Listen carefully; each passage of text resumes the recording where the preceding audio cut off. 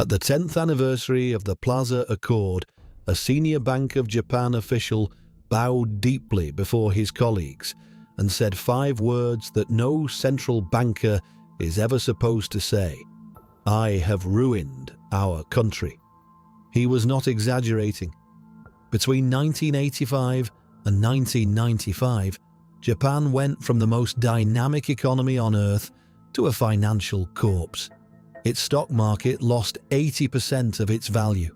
Its real estate collapsed so completely that by 2004, the most expensive land in the Ginza district sold for 1% of its peak price. An entire generation of Japanese workers watched their savings, their pensions, their futures evaporate into a deflationary fog that lasted not 1 decade, but 3. And it all started with a handshake in a hotel room. This is the story of the Plaza Accord. It is not a story about exchange rates. It is a story about what happens when one nation is forced to commit economic suicide so that another can keep spending money it does not have.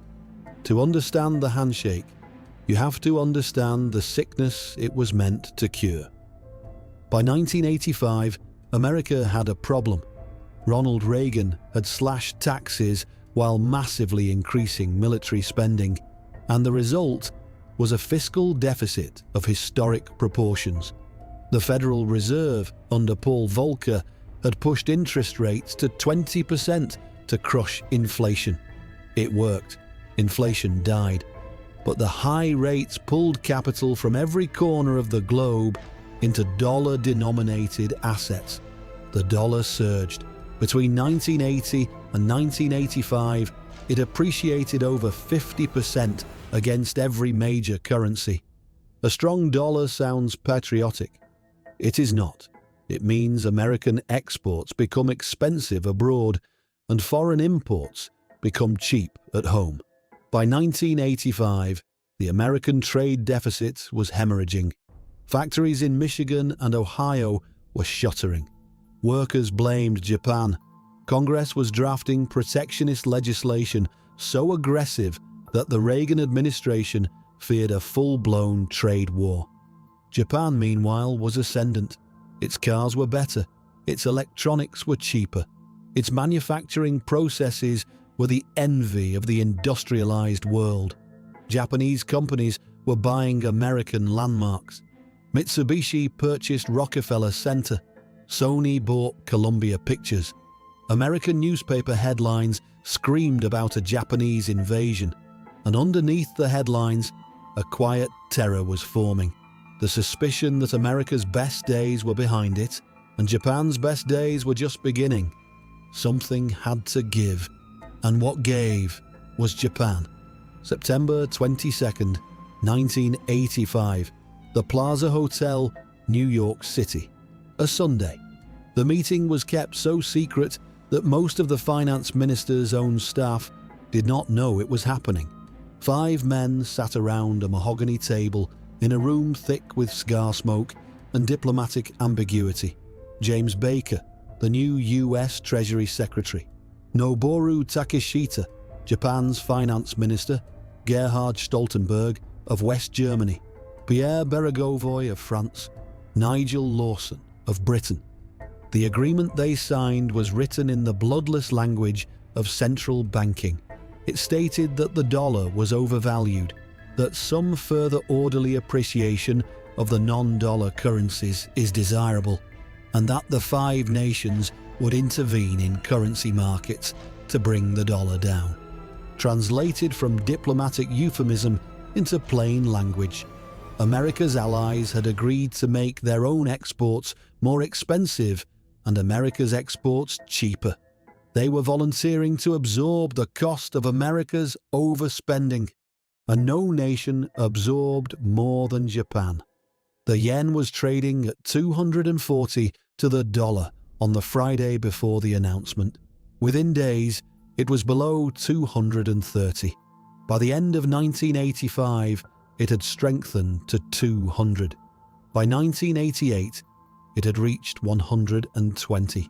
The yen had doubled in value against the dollar in less than 3 years. Every Japanese car, every television set, every semiconductor suddenly cost twice as much in America. Japanese exporters were devastated. The economy that had been the miracle of the post-war world was suddenly choking. Orders dried up. Factory output slowed. Workers who had spent 30 years building the most efficient manufacturing system in human history watched as the currency markets rendered their efficiency meaningless. The Bank of Japan panicked, and its panic created a catastrophe far worse than the one it was trying to prevent. To offset the pain of the strong yen, the Bank of Japan slashed interest rates. The official discount rate fell to 2.5%, the lowest in Japan's modern history. The logic was simple. Cheap money would stimulate domestic demand and compensate for lost exports. But cheap money, once released, does not flow politely into productive investment. It flows into speculation.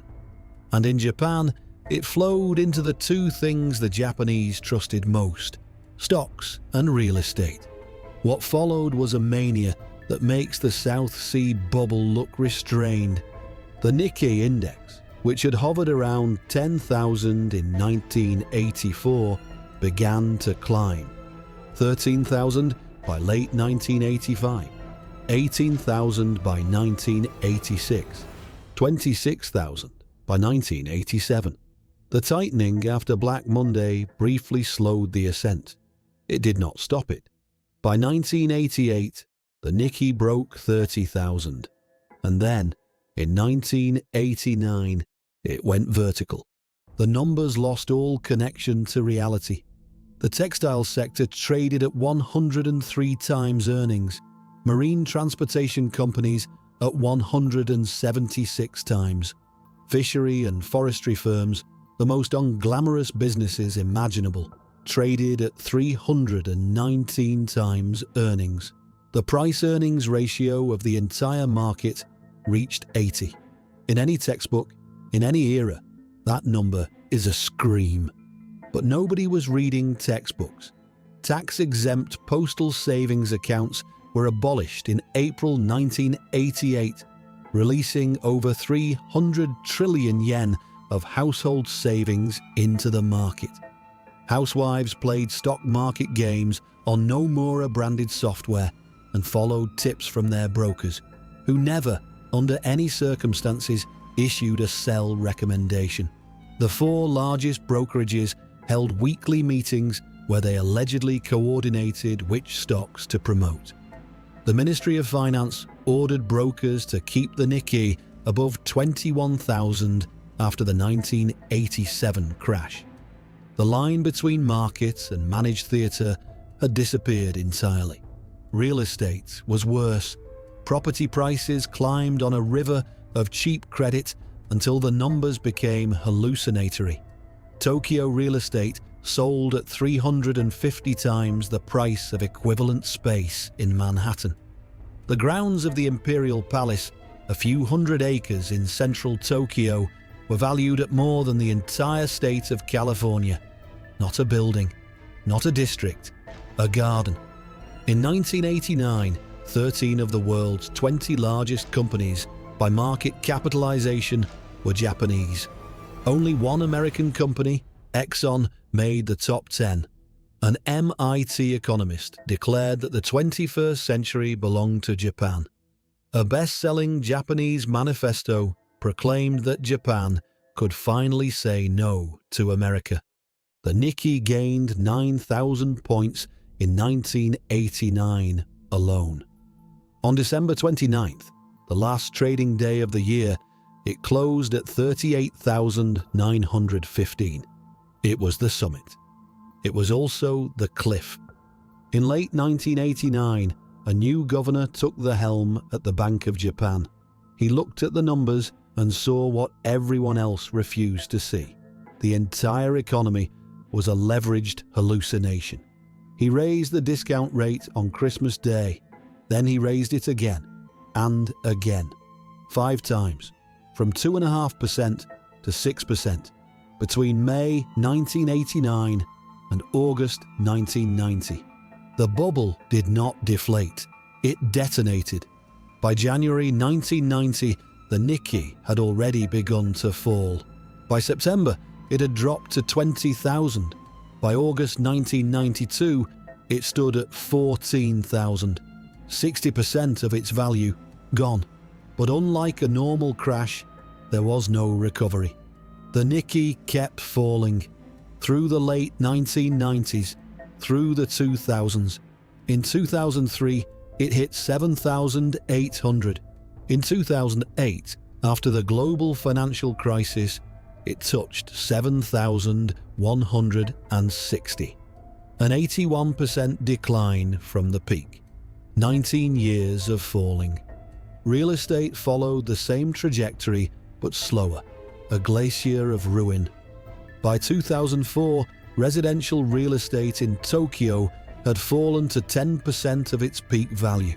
The collapse left Japanese banks buried under mountains of bad debt, entire balance sheets composed of loans secured against property that no longer existed at any meaningful price. The government kept these banks alive through bailouts and accounting tricks, creating what economists came to call zombie banks, institutions that could neither lend nor die. They simply existed, draining resources, preventing new growth, maintaining the fiction that the balance sheet was solvent. The human cost was measured in silence. Japanese workers who had been promised lifetime employment found their wages declining year after year. By 2013, real wages had fallen 13% from their 1997 peak. A generation of young Japanese entered a labor market where more than a third of all positions were temporary, with no security and fewer benefits. The birth rate, already low, dropped further. Young people who could not afford to marry did not marry. Those who could not afford children did not have them. The demographic crisis that Japan faces today is not a natural phenomenon. It is the biological consequence of an economic wound inflicted in a hotel room in 1985. It took 35 years. In February 2024, the Nikkei finally surpassed 38,915, an entire human lifetime's worth of recovery. No major stock index in the modern era has ever taken that long to return to its previous high. None. Now here is the entry the ledger tries to hide. China was watching. Chinese policymakers studied the Plaza Accord the way generals study a lost battle. They saw how Japan, an obedient ally, had accepted currency appreciation under American pressure and paid for that obedience with 3 decades of stagnation. They saw how the mechanism worked: force the currency up, crush the export sector, flood the economy with cheap money to compensate, watch the bubble form, watch the bubble burst, watch the decades drain away. And they decided, with absolute clarity, that it would never happen to them. When American officials pressed China to allow the yuan to appreciate, Beijing refused. When trade tensions escalated and Washington demanded concessions, Chinese negotiators pointed directly at Tokyo and said, "We have seen what your handshakes cost." The Plaza Accord became, in Chinese strategic doctrine, not a lesson in cooperation, but a warning against submission.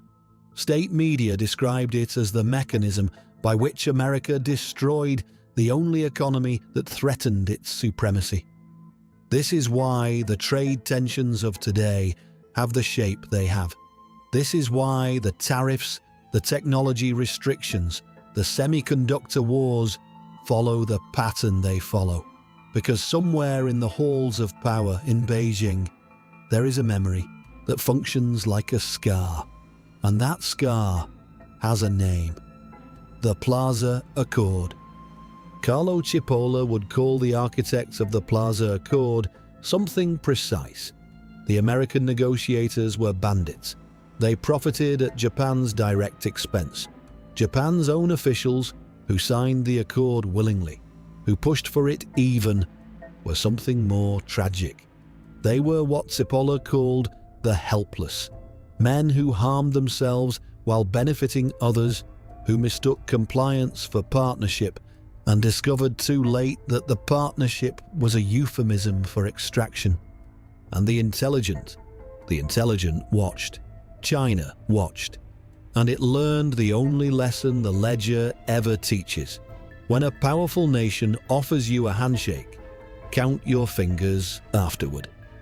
The Plaza Accord was not a conspiracy. It was worse. It was policy, rational, deliberate, documented policy that sacrificed one nation's prosperity to preserve another nation's spending habits. The men who signed it wore good suits and spoke in measured tones and believed they were managing the global economy. What they were managing was the slow suffocation of the world's second-largest economy and the silent impoverishment of 120 million people. The yen is still falling. The debt is still growing.